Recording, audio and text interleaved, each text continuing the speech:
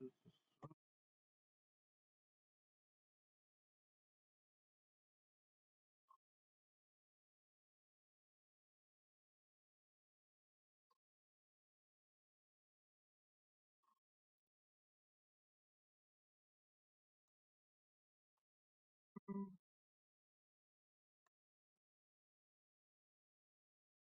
claim that they're stupid, but you see, that's the deception. Basset hounds know exactly what you want from them, but they're also smart enough to know that the world isn't gonna end if they ignore you. And that was Charlie. If the rules didn't serve him, he didn't listen. I wish I had the confidence of this dog. If his life were a classic hero's journey, he always skipped that step where you're supposed to refuse the call to adventure. Let's say you could speak dog and you're the NPC telling him, hey, you see that treacherous path over there? Don't go there, big danger, you'll die 1,000 deaths. And he'd be like, well, that sounds like somebody who doesn't want me to have fun. Screw you. No ominous warnings of the dangers ahead. We're gonna keep him from Mount Doom. And speaking of forbidden paths, I lived on my family's ranch back in the day, and the land was divided into 2 pieces, 10 acres fenced off around the house for the dogs and the rest for our horses. There was one opening in the fence for vehicles to cross, but we put a cattle guard there to keep the horses and the dogs on their own side. And it worked perfectly. That is, until we got Charlie. He, with his big Basset brain, figured out that he just needed to lay flat on the ground like a pancake and army crawl his way across the cattle guard. We would constantly find him in the pastures just puttering around or hanging out with the horses and the barn cats. One time my mom saw him across the fence chilling by our duck pond, and she yelled, "Charlie!" And for some reason, when he heard that, he looked upwards towards the sky like God was calling him. Searched the sky and everything, like the staircase to the pearly gates was gonna appear before him. I mean, all dogs do go to heaven after all. Fun fact, Rachel was the one who named him Charlie, but I started calling him Charlie Barkins after the main character in that movie. And it stuck. He was Charlie Barkins to the whole family until the day he died. He also frequently went by Basset Hound and Da Bass. We call dogs by their breed a lot in our family. Hey, German Shepherd. Hello, Labrador. How you doing, cattle dog? Speaking of cattle, this one time Mom was across the cattle guard putting the horses in the barn for the night. When she was ready to walk back to the house, she spied a very large buck intently staring her down about 30 yards away. She thought to herself, okay, he is big, and he could do some real damage if he decided to get territorial right now. I'm just gonna start walking away. She headed in the opposite direction of the buck, but when she was almost to the cattle guard, something was coming up fast behind her. Oh boy, this is it. I'm gonna have to fight Bambi. Here we go! Turns out that heavy galloping was just Charlie trying to race by Mom and beat her to the cattle guard, possibly to avoid a scolding, though Mom definitely had a few choice words to shout at him as he ran back to the house. Charlie wasn't just a ranch dog, oh no, he was a corporate professional.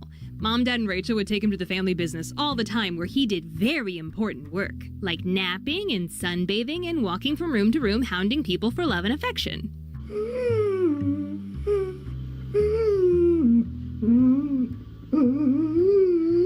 There was a girl who worked at our office named Emily, and she would keep snacks and lunch items at her desk.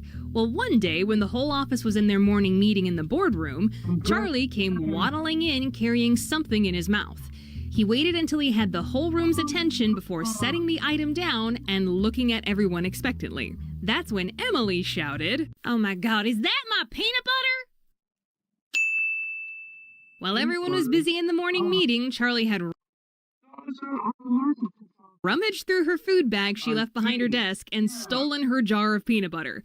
Knowing full well he couldn't get into the good-smelling jar himself, he brought it to the humans to open it for him, acting like he totally didn't just do something naughty. Charlie, you're fired. Thing is, that wasn't the only time he did something like that. At the ranch, we kept all the dog treats in the pantry, a place Charlie knew he wasn't allowed to go. But if someone mistakenly left the box of milk bones on the floor or the pantry, he would go in, take just one, find the nearest human, and lay the treat down in front of you to ask for permission to eat it. It was almost like he was saying, hey, I can have this, right? Well, I guess you can, since you asked so politely. Rachel tells me that he one time did this with a whole unopened box of treats, just pulled it from a grocery bag and laid it at her feet, expecting her to open it. And it just kept going, even as they let her into an exam and destroyed so many things you weren't supposed to. Rachel went to go pick him up at the vet after the surgery, but when she entered the lobby, she heard a very mournful howl coming from the back. And it just kept going, even as they let her into an examination room to wait. Okay, never mind. Oh god, that's him, isn't it? Charlie, that's enough! Yep, it's him. Poor baby was so unhappy coming out of anesthesia that he howled from the moment he woke up until they brought him out to Rachel. A different time, he needed to be put under for a series of tests, and when we brought him back to the ranch, he wandered over to my dad's garden, sat down, and just stared off into space in that spot for hours.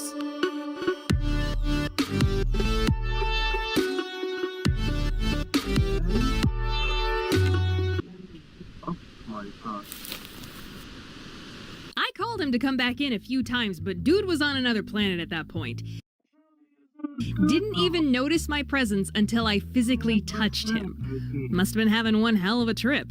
A few more of Charlie's mini quirks. Look at this. Whenever he was just chilling, he would lie with his hind legs out to the side like this, or stretched backwards like this. We'd walk by and call him Superman when he did that. He was also a summer bum because he loved jumping up on the pool furniture and soaking in the rays like he was getting a tan. Only thing he was missing was a coconut drink with a little umbrella. Another thing he loved was when I wore long skirts because he would treat me like his own personal tent. And every single time, he would peek out from underneath it with the cloth draped over his head like this. I'm pretty sure he was fully aware of how cute he was. And finally, he could always tell when I was having period cramps and thought he was helping by lying on top of me. I appreciate the concern, Charlie, but I don't think your treatment's working. But then again, that always was Charlie's favorite place. On your lap.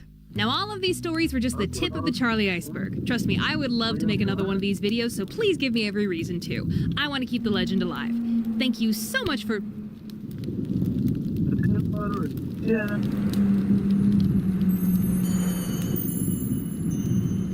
Is that Charlie? a ghost? Now available for pre-sale, the official Let Me Explain Studios premium sketchbook. This is my absolutely favorite thing we have ever made. The cover is so pretty. The first few pages feature behind-the-scenes art from my videos, and in the corner you have a little clip.